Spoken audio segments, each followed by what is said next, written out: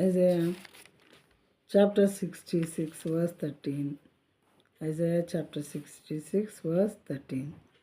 As one whom his mother comforts, so I will comfort you.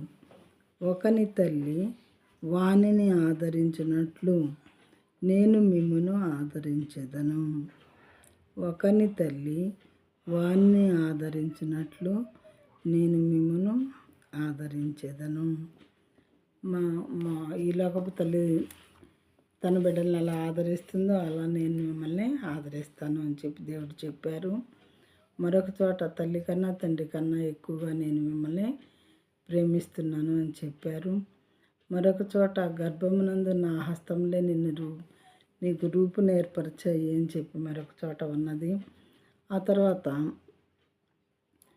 నా నా అరిచేతిలో నీ పేరును చెక్కుకొని ఉన్నాను అని దేవుడు చెప్పారు.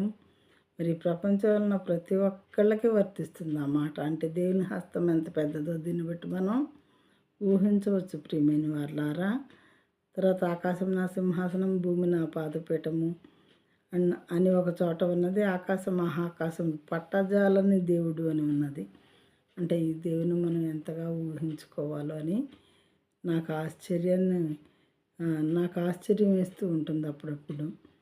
మరి ఒకరి తల్లి వారిని ఆదరించినట్లు నేను మిమ్మల్ని ఆదరిస్తాను. మరొక చోట తండ్రిలాగా లాలించే దేవుడిని, ఇలా చాలా వాక్యాలు ఉన్నాయి. అంటే తల్లి కన్నా తండ్రి కన్నా మనల్ని ఎక్కువగా ప్రేమించేటటువంటి దేవుడు. ప్రేమైన వారలారా, మన తల వెంట్రుకలు కూడా ఎన్ని ఉన్నాయో ఆయనకి లెక్కేనంట.